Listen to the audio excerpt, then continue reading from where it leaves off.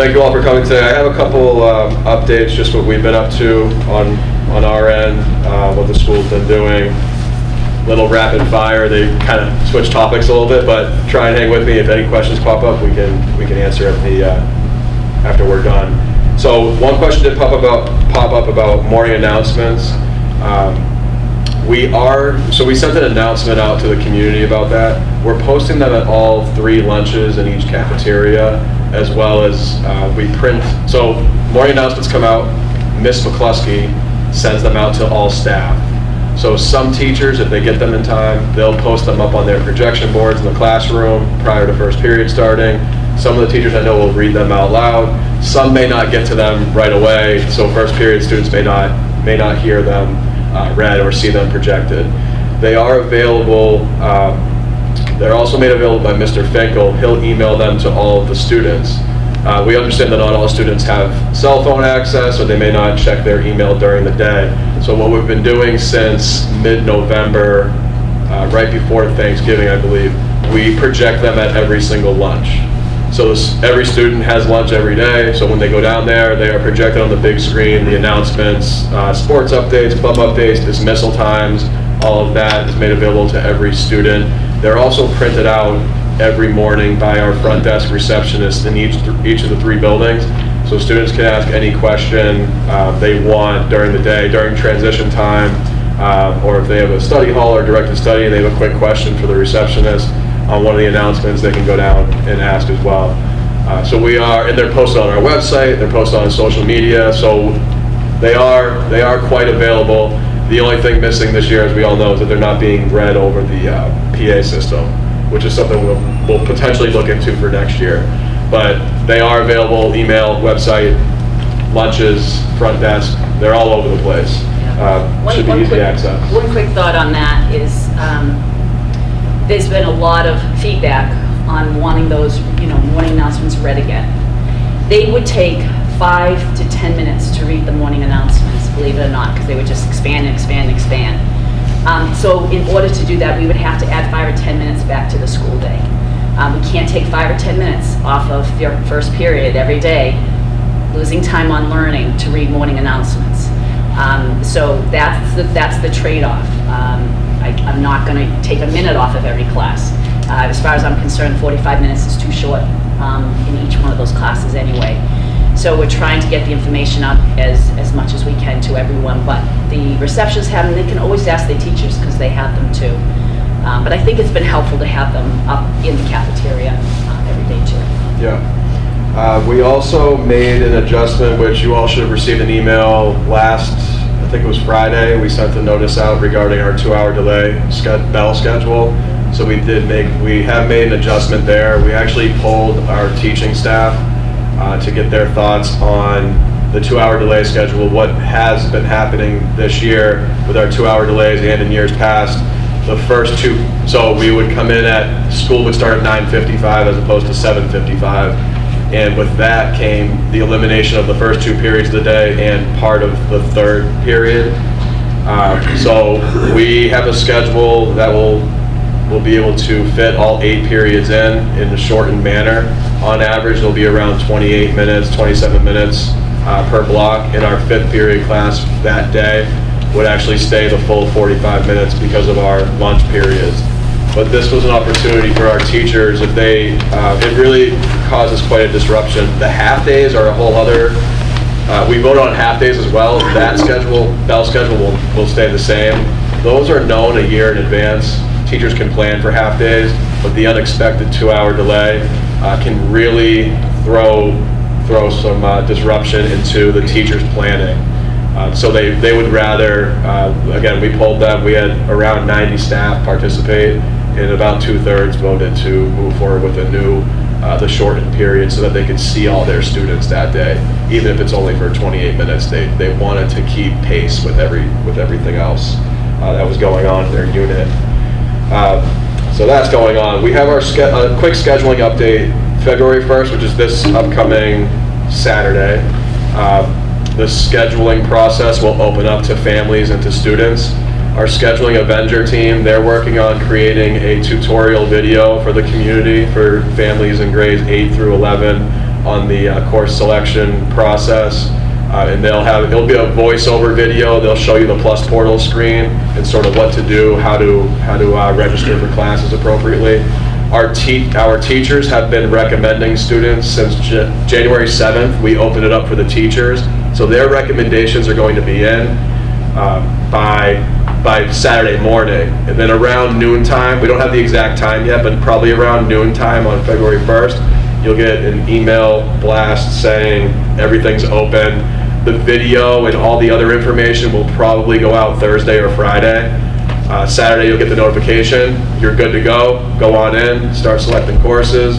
And you'll see all the teacher recommendations right there in front of you, what that teacher's recommending. This is high school. So if you've This is got grades middle 8 through, schools- this is grades 8 through 11. Have the Current- teachers been having conversations with the students? Yes, we've And so encouraged our the students teachers kind to- of know where they're, Anyone Since who's we sort came of, back from break. yeah, January 7th, that Tuesday after break, we opened it up for the teachers and went over that as well. So if you have a child in grade 8 through 11, expect that information to be coming out later on this week. Quick update on, I just want to tack on to what you just talked Yeah. about. Thank you so much for the update. I was looking at all the classes description last night. It was a lot of information, like 50-some pages.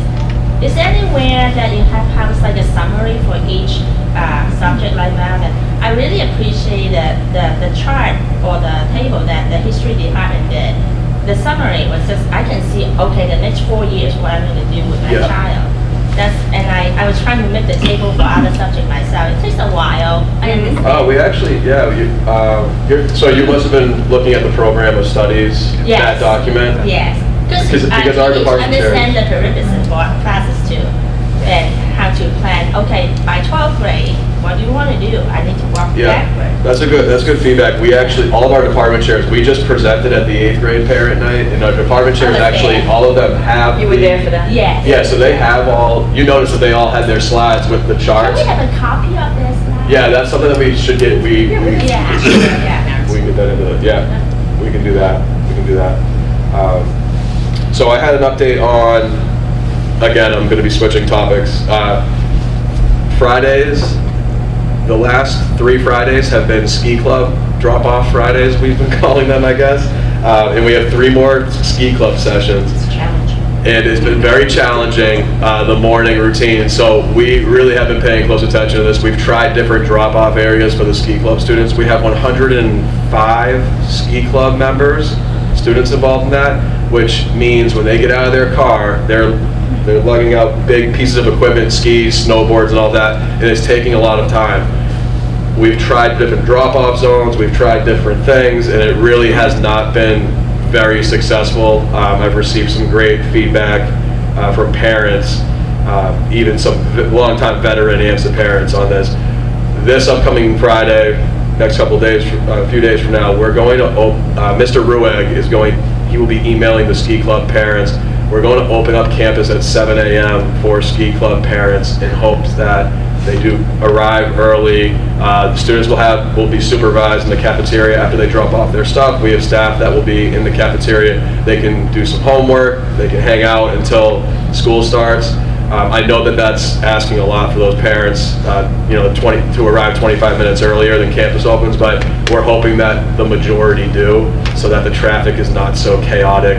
didn't it used, like, we carpool, and I remember one of my carpool kids years ago skied, and I thought on ski day, for some reason, I'm thinking, we had to go into the driveway and go behind the white building, and they would drop their stuff Yeah, off near it. and that ended up being quite chaotic as well. That ended up causing issues as well. So, but who knows? That may be the 4th attempt that we try this year. But we're gonna try the early drop-off, see how that goes. Again, we're talking about 6 Fridays a year, and we have 3 left. But still, we want to make sure everybody's safe. And I know people panic when it's 7:55 or later, and they're still on the main drag. Students will jump out of cars, they'll start zigzagging through traffic. We don't want that, so we're trying to find ways to make it safer. So that's just a quick update for everybody. Oh, we got one. Oh. Susan Mary. If you have any storage for the kids to store their ski on Thursday, maybe they can drop it off on Thursday. Thursday evening? No, When they do evening. pickup. Yeah. In the afternoon? In the afternoon or in the morning, and this is the storage room, they keep it there, and then when the time comes for us to go and see it, they can do this, so this way. It's good, that's a good thought. I'll That's jot why we that like down. feedback. Yeah, that's why we're Sometimes you're here. thinking about it just from a little different angle than we are. Yeah, no, that's good feedback right there. Can I bring up a couple of things on the subject? Yeah, As a parent, it's been challenging to drop off. I arrive at sometimes in the line outside AMSA 10 minutes before 7:55. And my kids are still getting tardy that day. So I was wondering, I mean, it's not just Fridays, some weekdays also it has happened. And I do notice a new phenomenon where a lot of the kids are walking across the footpath in the morning, that the upper school cars have to stop for them individually, right in front of where in the they take right non-crosswalk turn. area, you mean? Not the Yeah. designated crosswalk? So it's kind of been a little bit challenging because it's like almost like a lottery, even if you plan like to be there, close to 10 minutes before, Yeah. whether you Are you talking the organized crosswalk, or are you talking kids? No, the You're talking sneaking about- into the Sneaking white across the building? next side. Yeah. Ah, okay. Ah. Which is Because which once is- a That is kid dangerous. so once It's very once a child very is dangerous. walking all the way here, the parent is stopping here out of concern, and Yeah. it's like a 60-second break in, Yeah. Okay. turning back. So Yeah. All right. No, trust me, I know you give us feedback as well, prior ones. Yeah. We're really, just so you know, we really do pay close attention to this. We're talking to each other all the time. Like now. for some Talk reason, about today speed was bumps in there, magical. too. Today was good, yeah. Today was Yeah. today was awesome. It's like you come in, there was a minor wait, you get in, it's like. But Yeah. some Good to days hear. it's been like really tough. It's funny, and you just you don't ever know. Some Yeah. days it's harder than others, and I think it depends upon all of a sudden there's a day that more parents are dropping off for whatever reason, and then it just bulges. And then Yeah. some days you breeze in, and it's like, wow, that was a piece of cake. Yeah, I think last time we spoke, even though we expanded the drop-off in the upper school, Yeah. only still 3 cars are dropping off at a time. It didn't seem to make a much difference Yeah. unless we inform the parents that drop-off starts here, so that at least 6-7 Yeah. cars are dropping off in one time, We have limited signage right now, but no, I remember you bringing that up. There's a lot of different factors. In addition to that, I agree with you. There are some parents who are very used to it, and that sometimes it will be 8 cars will drop off at once, but then the new batch will come in. Yeah, and only it's like 2. 2 cars. Yeah. Yeah, at one time, like, when you were dropping off, like, don't open that door until you get past this line. Yeah. Right, you weren't supposed to let the kids get out of the building, but like Yeah. in the upper school, if they're getting out on the right, it's kind of like a parking area. It's safe for them to Yeah. walk behind the parked cars Yeah. and go into the building. But I don't think people realize if you want people beginning to do drop-off, like Yeah. where the cars are parked, I think cars would do that. I'm not sure that we know that it's okay to start dropping them off in the Exactly. parking Yeah. lot. You don't have to wait until you get to the They're curb. supposed to come all the way Yeah. up past the door. Yeah. Yeah, they have. We can. Just to add to it, when I drop off, my kids won't get out because they think they're gonna get in trouble. Yeah. So my students don't know if they're. Behind the upper school, Behind the upper school. Okay, so let's get that message out to them. we need to get signage out there, and I know that we're limited, but we'll see what we can. We'll figure it out. We got Talk to Eric. and that crosswalk, that Yeah. makeshift crosswalk is a concern that we were talking about yesterday. So we're working on the whole campus drop-off, Yeah, pickup. that's awesome. safety. Not a complaint or anything, Yeah. just getting their Yeah. attention. No, it's Yeah. challenging. It really is. It's a one-way, narrow loop. Yep. Complaint is welcome too, that's okay. What's that? So complaint is welcome also. No, Exactly. I'm not really complaining. I do know the challenges of the turns and everything, but I know just to bring to your attention for kind of, No, it's really great because, I mean, it's like anything else in life, right? You get focused on certain things, whatever Yeah. those things are, and then something kind of drops off your list of priorities, and then you bring it back on, and you're like, yep, no, we gotta do that. Yep. It's like Absolutely. anything else in life. So we have been having a lot of conversations around the speed that cars are coming through there, and getting some speed bumps, and then, but it's snow, and you can't have speed, it's the whole thing.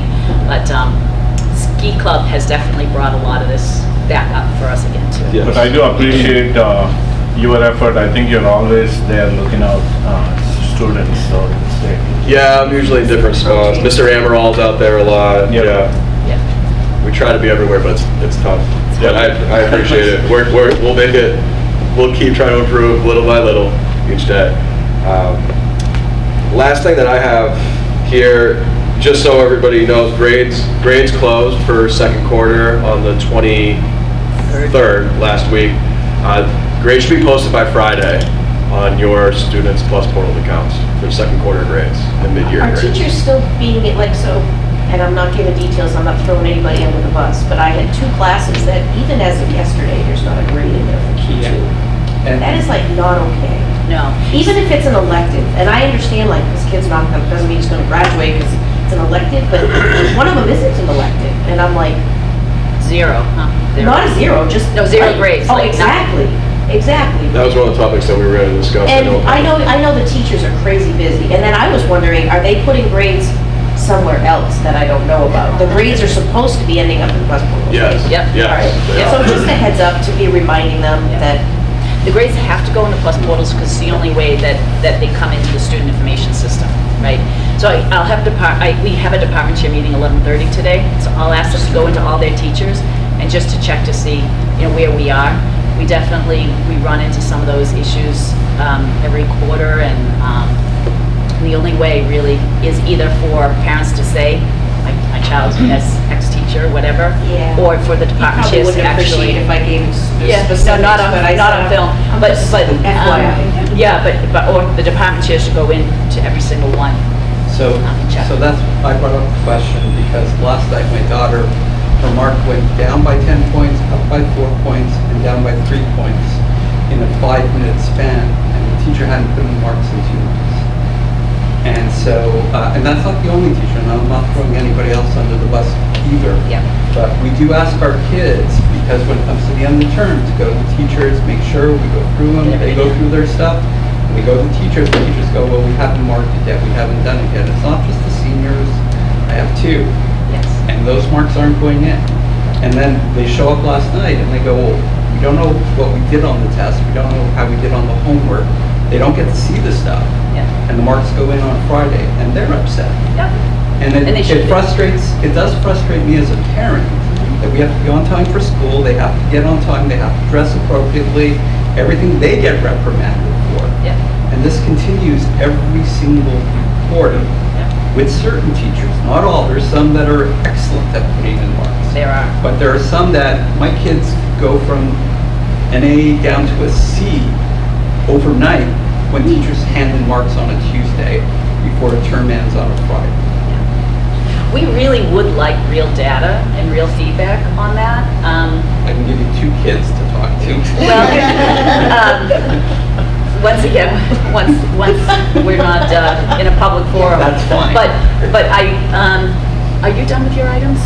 Yeah, you can. jump Okay, in. so I'm gonna hit what you're talking about, because I would say that's our number one problem that we have right now. It is. Yeah. And it's not just this term. Oh, I know. This has been It's going on for a historically- long we know, time. we know. Years. But It's the dawn of but time. it's extremely, it's an added stress for no apparent reason. I have one kid who went to the teacher, saw that nothing was happening, said, hey, look, where's my stuff? And goes every day, quietly goes and says, hey, where's my stuff? Teacher goes, I can't find it. So goes ahead and does the homework again, goes and hands it into teacher. Teacher goes, oh, I found your homework. So Not acceptable. Not Why don't we talk for a acceptable. minute afterwards? Ms. Meyer? I just have, I'm sorry, and then I'll pop up. Well, this is my husband. and- Oh, I'm sorry, I didn't even realize that. That's fine. I was gonna add in that we have a problem with our kids are doing their homework, they're passing it in, and as a family, we have a policy about 2 weeks before the term ends. We go through the portal and we check to make sure all homework has been submitted, because we know it has a great impact on their grades. And we highlight it for the kids, have them go to their teachers, and we try to advocate, tell them to advocate. we try to have them advocate for themselves, and it's still a problem. And there's one teacher in particular who says, well, do you really think this is gonna affect your grade in the end? And our kids say, but I want points. Everything affects my grade. And they want to, it's crazy. I mean, literally one kid last night went down 10, went up 3, went down 4, and finished 2 lower than what they started with 3 days stuck in school. Yeah. And this is from stuff from 2 months ago. And I will tell you that both of my daughters' stress level in our house This- is heightened right now because they're very concerned about their grades and there's no concrete path for them to follow to determine whether or not they're going to get the grade they want, even though they're trying their hardest. All right, that's it. We're No, done. it's a huge issue. We should talk after. It is. I do have a similar concern like this family, but I have a different issue here. Is a teacher allows to end the term 2 weeks earlier, not following the calendar. I'm sorry, I feel like I got screwed up. My kid's grade wasn't very good, and I thought I have 2 more weeks for him to catch up, do more work and stuff. And he told me, "Oh, it's over, Mom." I said, "What do you mean over? You have 2 more weeks." It was Teacher over the said it's 23rd. over. It was over on the 23rd. Right, the teacher said, "It's over now. I'm starting term 3. You're done with term 2." Just drop us an email. So there's no way for kids to improve or do more work to get better. I understand the subject. We all follow the same calendar. We all I follow do the same have a thing. teacher that I was really shocked. Okay, now you gotta really make correction and do all this stuff. Quick, by tonight, see your teacher will give you a break. And he got a We break. should also talk after. But Yeah. you, as a parent, I know the counseling department advice parent, don't look at this portal every day. I do. I do. There are many things that I understand teachers are very busy all day. Grades are not like updated or like homework. He said they turn in, it's missing. It's fine. Let us know as soon as possible. That week, I can have my kid quickly reduplicate the thing he did. So we have to know sooner. Oh, yes. Yeah. The policy is 2 weeks. Everything's supposed to be updated every 2 weeks. And so if it's not, then you need to let us know, and then we follow up with the department chairs and with the teachers. I feel bad to annoy the teachers to send email. I can only check at certain time, lunchtime, maybe before they come home from school. I need to nail it down. No, I You haven't know done you're this busy. yet? I You think so. haven't done that? Yeah. But communication from your end, whenever you have time, that's the only way we can improve. Yeah. We can't, if we And don't direct know, it to we the can't department act. chairs. So it's great Right, feedback, right. and we should definitely talk after, because we can't, Right. we But need this is a piece of communication. homework where everybody grade is updated and find out, oh, my kid actually turned it in, but where's the piece? And it's all already past the due date. And he can redo it, but he's getting like deduction on the form. I think especially it gets very stressful if you're on the bubble between like A minus and B plus and, B plus and B minus. It's like both for the students and the parents, it becomes very stressful, like 2 weeks before the term closes, whether you're gonna end up in, so. Well, when we know about it, we always follow up on it. So it's, So I understand. I guess my point is, obviously, we have a secret we've gone through. We don't want to sit here and annoy the parents. I mean, our kids have their own issues. We don't want to sit there and annoy the teachers. But the kids know what to do at this point, at least in our house, right? And they're supposed to advocate for themselves. They should. And they do. Mhm. And it just doesn't get followed up. And I don't really feel like, it's not like the teacher's bad or we've got an issue. Right. They just don't submit the marks. right. I have 2 comments. First off, this happened last term and we were concerned, and it was raised with guidance. And we named particular teachers. And the same teachers were having a problem with again this term. Okay, I don't want to name teachers, but it has been raised with guidance. Guidance isn't the best place, honestly, to go with that information. Remember that a guidance counselor and a teacher, they are, They're on the same they're in the same contract, right? Okay. So it's almost like tattling to, I'm trying to tattle. well, but No, in their position, That's a they're- bad word, but they're they're in an equal position. Yeah. So then it puts them in a position of either going to Kate Driver, which is what they should do, to their supervisor. But for them to go to, let's say, the science department chair, that's like them, It puts them in a difficult it puts them in a very position. difficult situation. So the best place to go, if you have any frustration about grades and posting, is to the department chair directly, or to Mike and I. And then we go to the department chair, and we work with the Or the department teacher. chair. You can start with the teacher, the department chair. My second comment has to do with the math department. one of the things I've been noticing this year, which I think it's new, and like my husband said, we have a senior, we have a freshman. With my freshman, it seems that the math department says, on this date, you're going to give this exam on this work, on this chapter. And even if the class hasn't learned the material, they're taking that test on that date. And then when they look at the grades, my daughter's class, they're struggling. The class as a whole is struggling, and part of it is because some of the material is not being taught before they take the exam. And then they're told, but everyone else in this particular math class received the same exam, and the other classes did fine, so you should have done fine. And I think that you can't look at a math class across teachers and across time where different things are going on in different classes. Right. And I'm finding that problematic. So Have you talked to Ms. Schmidt? I've not talked to Ms. Schmidt, so I'm learning. I guess I didn't know the proper means of communication. I will tell you that the kids in this particular math class, Went to guidance. they went, as a whole, went and complained to guidance about the teacher, which I thought was great. They're advocating for themselves. So there's two things about that. I'm not sure where that went from the school counselor. I've been a school counselor. It's a very tough position when that happens. Okay. I don't know whether the school counselor went to talk to Ms. Driver, who would have gone to Ms. Schmidt, or whether it didn't come to us. Okay. It's perhaps Luba is well aware of the issue, but I don't know that. So the place to go when you have something going on in the academic classroom, that there's an issue going on with the teachers or plus portals, Mike and I can always follow up on that, but the first thing that we're gonna do is go talk to that department chair. Department chairs manage the teachers within the departments. So it's Luba Schmidt for math, Scott Giray for science, Sarah Preston for foreign language and arts, Anders Lewis for history, am I forgetting Dan Amaral for PE? Those are Alex Waldron. Alex Waldron, thank you for English. And so those are the folks that you want to hit first, because they most directly work with the teachers. I guess, I understand that there's a level of administration that you want to go through, but in the example I gave you was the most egregious example.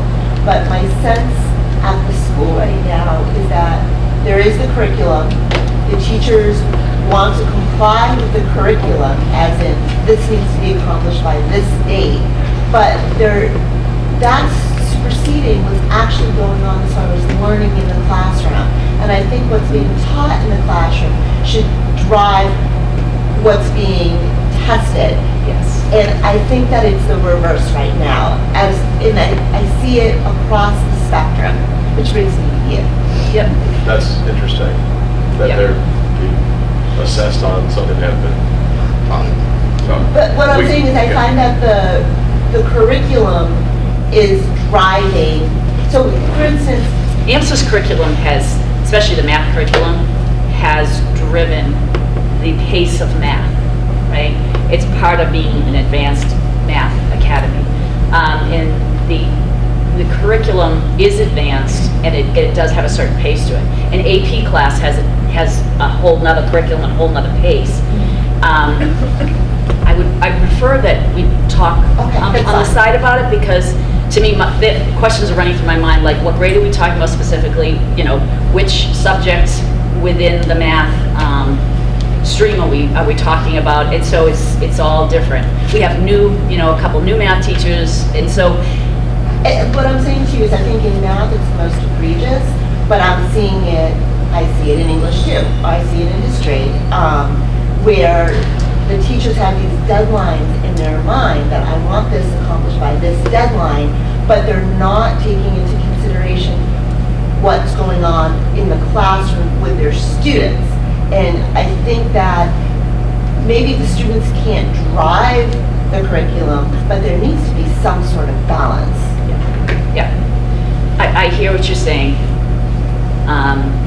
And my tendency would be to to tease that out to get some more That's fine. details on specific things, because it may be a little bit more of a generalized statement than all teachers that are doing this. And That's so fine. we can better problem solve if we have a little more specific We can power. information. We That's can good. power. Okay, all right. All right, I'm gonna run through some of my topics on my list.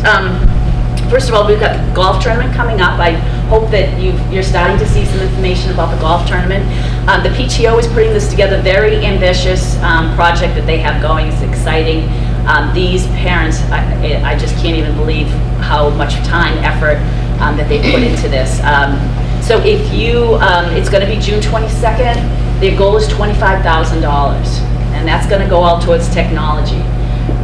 They're looking for corporate sponsors. They're looking for folks who are willing to help out with meals, and as far as like serving the food that they have, or helping that day to distribute information. They're also looking for sponsorships for teas and for, I'm not a golfer, so I'm just throwing that out there, for foursomes and things like that. So if you work for a company who likes to get involved in those kinds of things as advertisement, or if they're looking to sponsor, let us know. There's a whole section on the website dedicated now to the golf tournament. This will be our first annual, and I think that we could have a lot of success with it. It's kind of exciting. It's on June 22nd. June 22nd. Monday, June 22nd. Yeah, so that's exciting. Once again, I just mentioned corporate partnerships, and we are continuing to grow that list of companies that we're working with, who are picking up our kids for internships or coming here on campus to talk with kids. And that's exciting. Mark Vital really has done a fantastic job with them. In fact, I'm going over to Quest Diagnostics for my second visit tomorrow, and we're doing a lot of work with Quest, Boston Scientific, Synovian, Thermo, continues. We just put 6 or 7 students into a program with Synovian for this winter and spring. So there's all kinds of things happening on the corporate level. If you work for a company and know someone who does, once again, who likes to get involved in those kinds of things, please let us know. Another little fun thing that we've been working on since last year, and it's finally kind of coming together, is we've got a partnership that we're building with Lesley University, and this has indirect impact on the students. But I think it's going to be really interesting to see how it evolves. We're getting involved with Lesley University with a teacher training program. Now, that teachers get licenses if you're an English teacher, a history teacher, math. But there isn't in the past, there hasn't been a computer science licensure program that existed through the state, because it was kind of new. Not everyone had computer science teachers. We've got a whole department of wonderful computer science teachers. And Padmaja Bendaru, who's the high school computer science teacher, is involved in the state level, creating what would that licensure look like. And so through that, she was identified by Lesley University and AMSA then as a school that could help an opportunity for teachers or people who are in a master's program who need internship hours, or to actually, now what we're going to be doing is Padmaja is going to be teaching some classes to these adults after school, and then they'll do their student teaching here at AMSA in our computer science program. So this is new for us. We're going to be taking in our first round of teachers coming in the fall. We'd like to start with just a couple, maybe 1, 2, 3. But if you yourselves are interested in becoming a computer science teacher, or you know somebody who is, this is a master's level licensure program through Lesley University. You would come here, take some classes, like I said, in the afternoon with Padmaja, but during the day you do your student teaching here at AMSA. So what's going to be kind of fun about this, they'll have an opportunity to do some, mentored teaching in the classroom. It's going to give us a stream of people who are going to come in, who are, are going to be getting trained by us. And if it works really well, we can continue to expand this program into math or English or history or whatever over time. So it's an experiment that we're trying out for next year. So if you know anyone who's interested in that program, we're actually going to be having an open house here, 5 o'clock in the evening on February 13th. So you'll see that. Also, there's a Lesley University page on our AMSA website too, so you can see the collaborative work, partnership work that we're doing with Lesley University. So kind of fun, something new and exciting. It's always nice to have some kind of new and exciting like new blood out in the classrooms. And it also means that for every one of those CS teachers who has one of these teachers that they're mentoring and doing internship, it means there's another adult in the room there helping the kids through their work. So we're excited about that. Just another thought around board members. I spend a lot of my time working with the board nowadays. My job has changed significantly from last year. And so a great deal of my time is spent working with our board members. We currently have 11 board members, fantastic people, but we have about 4, 5, 6 that are new to us in the last 9 months, let's say. And but they're terrific people, and there's a few of them that are really focused on development. So that's why you're going to start to see, I think, more talk about development as far as partnerships with corporations, raising money and things like that as we move forward. But we do have space for a few more. So if you or someone you know is interested in working with AMSA at that level, I would say it's probably a 6 to 8 hour commitment a month. It is evening work. The board meetings typically run 3 or 4 hours on a Thursday evening once a month, and then you're also on another committee, governance, development, finance, or education. And so there certainly is a time commitment involved. These folks, although they're not seen by many people, put in hours and hours of work, and we really have a great board right now. So, but if you know anyone, you just let me know. Let's see. You've talked a lot, and we're definitely hearing your feedback about PLUS portals and communication with teachers. It's something that we have been, I think, since the dawn of AMSA. I think it's the biggest challenge that we have, and we spend a lot of time working and talking about it. A year or two ago, we put together a communications protocol, and that is posted on the website, and that talks about the level of where to go if you have a problem in the classroom. You talk to your teacher, then you go to the department chair, then it comes up to Mike and I. So that's all part of that communications protocol, and it's very clear to the teachers. We reviewed it in August. We talk about it periodically during our all-staff meetings. It's very important that we follow the communications protocol, reach out to families, keep PLUS portals updated.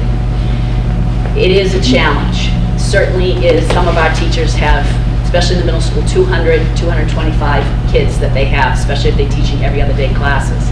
But even at that, my view is then less graded assignments, because you have to be able to keep up with them to get them updated. So this year, one of the themes that I felt was really important as we came back and we were looking ahead was, who is or what is an AMSA professional? What does that mean when you are employed by AMSA, and the level of professionalism that we all expect from each other? And I wanted to get everybody on the same page around that. So I announced that to the staff that we were going to be working on that this year in August when everyone came back. It was going to be a focus. We were all going to raise the bar and get to the next level. There's 132 adults that are employed at AMSA. It's a lot of people. And it's a lot of people with a lot of different personalities and a lot of different learning styles, and just we're all individuals. To get everybody kind of focused and moving in one direction. So we had a professional development in the fall, and the idea was to put everybody in groups and to talk about 4 different domains of professionalism. When we're working with students, when we're working with parents, when we're working with each other. Your responsibilities to your professional duties. Professional duties and things like that. Being out at lunch duty and things. So 4 different sections. They worked all together. I wanted this to come up from everybody's on the same page, because we all have input, right? We all have buy-in. We all have skin in the game, and it becomes part of who we are and how we live our lives as AMSA adults. And we really, it was huge. It ended up being kind of a 9-page document of all kinds of great ideas, and we were able to kind of pare that down to about a 2-page document. After went through many revisions at different levels and groups of people looking at it, and it was presented to the staff at the beginning of January. That is, we're calling it the Professional Priorities Document. And so that is something that we're going to use for a variety of reasons. When we get some feedback, that's the document that the department chairs say, remember, this is what we all agreed to. We agreed that House Plus Portals is going to be updated every 2 weeks. And so then things can be followed along through that. But it's a document that we all agreed on. And it also can be used as when we hire people, right? Every spring, something happens, we have to hire a person or two. I'm going to hand that to them and say, this is the way we live our life here at AMSA. This is an AMSA professional. Is this something that you can live up to? Right? So that everybody knows up front. And we're asking our kids, as you said, to step up and rise up above what's asked status quo out there. We as adults need to do the same. Right? And so we can't just talk the talk, we have to live the talk, and that means we're raising the bar for everyone. So that's part of the work that we've done this year, and we just need to keep talking about that and reminding everyone that this is the things that we're going to live our lives by, and if we don't, then holding people accountable for that. So, everyone always asks, my last item, everyone always asks about the building and what's happening with that.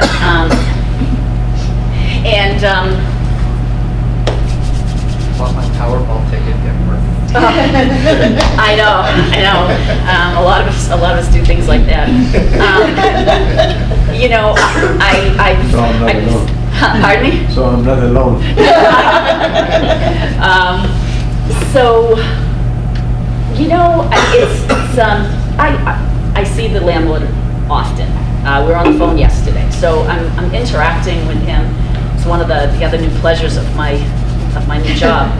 I have a really good relationship with David now, and so you know we do talk about things. I do understand, at least from what he's told me, on why things are delayed,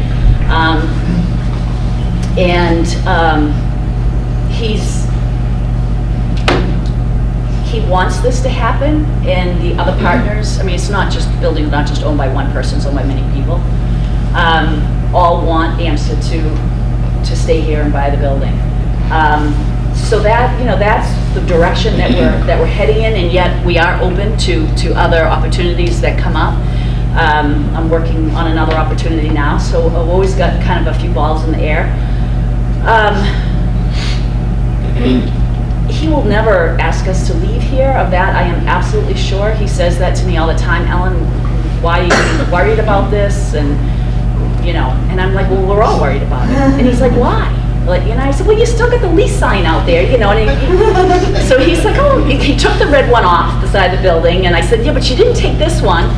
And he's like, oh, I'll take that down. And I said, well, I'll take a chainsaw to it. And I was serious. I mean, you know, I'll take a chainsaw to it and take it. He's like, no, I want to use it somewhere else. Don't do that. So, you know, we joke and stuff. He's never going to ask us to leave here. That doesn't worry me at all. I want to solve the problem. I want it done. I want it fixed. I don't want to think about it anymore. And I tell him that. Because he doesn't understand why we all care so much. And I said, you know, you have to understand that this is our life, right? This is where the kids come to school every day. This is where the parents drop their kids off every day. And for our employees, this is our life for the next 10, 20, 30, 40 years. We want AMSA to be our home, and we want to own this property so we don't have to think about this anymore. It's been hanging over our heads for a long, long time. So, just so you know, I mean, I'm still out there, you know, working on other properties. I don't know, AMSA is very limited on what we can spend. And it's very, very expensive to build buildings. Even if you get an empty building, but that you know, it's a standing building and you got out the whole thing to create classrooms, you're talking at least $150 to $200 a square foot. We need at least 100 square feet of usable space for our classrooms and offices. So, you know, multiply that out, and then if you're going to buy the building, it usually then suddenly becomes out of our budget. We've been very, very close on 2 different properties, very, very close. And in the last minute have lost them because we just didn't have the funds that we need. We can't get funding the way that a regular district school gets funding. It's through loans and bonds and things like that. And because of the other expenses we have with salaries and health insurance and everything else, we are limited on how much of a loan that we can take out. So, you know, if you know anyone who has won the lottery recently and interested in giving us some money, right? You know, someone asked me this past Saturday, Ellen, if someone gave us $10 million, what would you do? And I said, well, I would take out the max loan that we could take. I'd take the 10 million, throw it on top, and then we would do it right?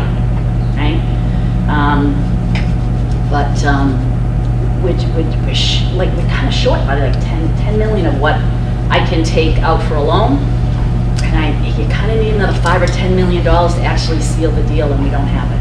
I have two questions. The first question is the price on the building that the school is currently in, is that competitive with the real estate in the area? The price to purchase the building? No, it's not. It's not competitive? No, the buildings are not worth. What he's asking for? Okay. Yeah, so we're at a little bit. Okay, and then my second question is, has AMSA thought about hiring someone that specializes in finding, you know, sugar daddies? You know, you put if you donate this amount of money, we'll put your name on the building. You know. Yeah, so we hired a consultant it was a year and a half ago, who has a whole development plan put together for us. So when we're able to activate that, what we're found is that it's very difficult to go to a company or to someone and say, would you please give us $1 million? Sure. For what? Well, we're going to buy these buildings. Well, okay, well, when? Well, 10 years ago, we kind of started this, and here we are 10 years ahead. So it's tough because then I'm taking that $1 million. Let's say they said, sure, we're going to give you that $1 million. I'm going to put that in an account, and it's going to sit there until I can get 10 more. And that could take, I don't know how long. And so they're going to say, why did I give you that $1 million in 2020? It's 2025 now, and you still haven't been able to raise enough.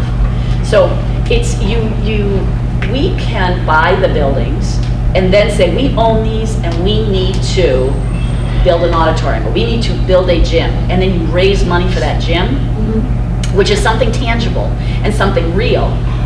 But until we actually own the property, you're asking for money for something property that we don't even own yet. Instead of asking money from them, ask them for line of credit. Well, we can get lines of credit. No. Those people who are contributing $1 million to you, and then you are claiming that it might take 5 years, and they're going to come back and ask you, why I'll give you $1 million sitting there. Tell them, keep the $1 million. Give us a line of credit. Give us a commitment. Commitment credit. And then when you have all those commitments, and then you can go ahead and, here you go, see, it didn't cost you any money. Yeah. It's an application of your $100. Right, So right. you can pay for it. So you have all the sign up credit, and when the time comes for you to purchase the building, you can get this money. Yes, we can do something like that. A lot of the work that Mark Vital is doing through the corporate outreach and developing these relationships with the different corporations is groundwork, we hope, for someday being able to go and get the money that we need. And because we really do feel that our students are the workforce of tomorrow, and that they need to invest in that education now. And so that's the groundwork that Mark is doing. When it comes to finding those individuals who maybe have a nest egg of $1 billion that people don't really know about, if you know anyone like that, we'll take any kind of referrals that you have. Okay, but seriously, there are people out there like that make those kind of investments. So we're definitely doing that work all the time. We have 3 new board members who they've just come on the board fairly recently. I believe it's like October, but they're very, very focused on this, and they have some experience in this area, and they're very active. So it's Ben Hamill, Maura Webster, and Cindy Zoma. And all 3 of them have development experience, and they're real go-getters. And so I feel like this is the first time we've had a lot of excitement around development. sometimes it's difficult to find people who are interested in that because it's hard to close a deal and ask people for money. It's difficult, it's not something that some people are very comfortable doing. So, but we've got 3 people right now who are really, really moving on this, and so I think we're gonna see a lot more activity than we ever have on the board side around development. So, right now, status quo here with the landlord, he is constantly doing work around the buildings. Things are much more positive and much better than they've ever been, and so we'll just keep holding on here. Is there, I guess outside of all that, I know there was a lot of things done last summer. Is that something they're planning to do again this summer? Some of those improvements, like the road work that was done? He is going to do the landscaping, finish that landscaping portion of it, and put some grass and things in there. Yeah, there's a big project that he's talking about that I don't want to throw out there, but he's sent me plans and things through email that another big project. I think he is trying to bring the value of the buildings up and take a look at some of those things that's keeping the value of the buildings down, those repair things, the roofs and the HVACs and things like that. And I think he's starting to look at those projects and saying, if I really want to be able to justify the kind of money that I'm asking for these buildings, I need to bring them up. And so I can see those projects are starting to come together. So, any other questions or thoughts? Did you have one? The last, oh, sorry. I know, this is more of a positive call out. We have a senior going through the application process, so this was our kind of the first journey. So we were very stressful, but the guidance department has been excellent. So I think between Ms. Morrissey, Ms. Pope, who kind of came in as a sub, Yep. and Ms. Driver, they've been fantastic. So Oh, that's great to hear. just a shout out. Fantastic. We like We'll let them that. know. Yeah. Because it is stressful. They are very informative, Good. very helpful. Oh, that's great to hear. Yeah, they're a great group. I miss working with them all the time. So in fact, we are bragging with our friends about the guidance department. So Oh, great Good. department. Good. that's good. Thank you. That's good to hear. I was just gonna make an announcement about, Yep. before I forget, Rebecca Docker did that. So the after prom committee, they're hosting a fundraising event on March 29th at the Strand Theater in Clinton. I believe they're showing a movie, Ferris Bueller's Day Off, correct? I understand. And I don't have all the details in front of me, but it is a fundraising activity for after prom efforts for our juniors and seniors who will be attending prom this year. Prom is on May 8th. So March 29th, I think more information will be sent out soon, and I know the PTO message that went out yesterday. Was it yesterday, Mr. Penglis? Is it yesterday? Has information about this event as well, among the many other initiatives that our PTO is going forward with. So, I just have a quick, and this is just an afterthought, but is the PTO the one that picks the prom date? Because I know last No, year the prom date was on the SAT weekend, which was so, like, what were we thinking? Yeah, no, The it's- SATs were Saturday and prom was Friday night. I'm like, how did that happen? It's I don't the know if that's the case this year. No, it's the senior advisors with, Okay, that's even more concerning than with senior advisors if it happened With on the student SAT government. weekend. does it fall on the same weekend this year? You know It's what, I May- don't it's know, May because I 8th. am a senior, and I'm not dealing I with don't SAT. believe it does. Last year I was, and I was We, like, are you kidding me? I think we paid attention to that. I think that was, we were mindful of that this year. Okay, all right. I believe. Yeah, I'm not sure, but last year I was like, whoa, how did that happen? Yeah. yeah, it's done by senior advisors and student gov. We were talking about putting it in April, but then there are concerns around that. May, we have AT testing. End of May, we used to have it on Memorial Day weekend, but the attendance was always low because of Memorial Day weekend. Yeah, it's travel. Can't do it in June, the seniors are gone, so, yeah. I have a question. I want to thank you guys for bringing all the information about the course selection and plus world and those are really important topics. Yeah. My daughter is in 9th grade and she has a locker in the weight building. So it's really hard for her because she doesn't get to her locker during the day. Is that going to be her lot in life for the next 3 years, or are you thinking about making it a little bit more equitable and switching it up? Ninth grade, she's in 9th grade right She's now in in the 9th white grade, yeah. building locker. Yeah. And she never has a class over there? Well, I think it's sporadic. So most days I don't think she has a chance to get to the locker, so she ends up basically carrying it. So most of, all foreign language classes are over there. And, well, except Maria's has a middle school lab. And most of the history, almost all the history is over there. And most of the English Yeah, is over there. humanities classes are, So, that will be her locker for the rest of high school, but next year, her schedule, it could work out very nicely next year. If her schedule, if she ends up having classes over there, she could end up having 4 classes in the white building, yeah. or 3 or 4, which could be helpful. It's really, so as then the seniors graduate, then we take the 8th graders and they fill the senior ones. So it kind of rotates that way. We are really limited on locker space, and so it does make it really difficult for the kids. They have to stop in the morning. Typically, it's the 8th graders that I hear more of. If the 8th grade lockers are over there, that it's hard for them to get over there because they're not there as much. But the 9th, 10th, and 11th, 12th graders, they're scheduled over there quite a bit. So I think as your daughter gets older, what I understand, the high school students tell me they use their lockers less and less each year. which isn't Right necessarily here. a good thing, but it's Yeah, not as it's cool. not as necessarily a these good thing, but yeah. lockers. Carry it in their back. They do, they carry it around on their back. Yeah, Or they, yeah, yeah. or sometimes they. If there's always some flexibility if we have like a student who breaks their leg or something happens or you know, there's other extenuating circumstances where they're never there. There's always a few lockers that Eric will typically be a little flexible if issues come up that we can switch. So take a look at the schedule though. I'd be surprised 9th grade that there's nothing over there. Thank you.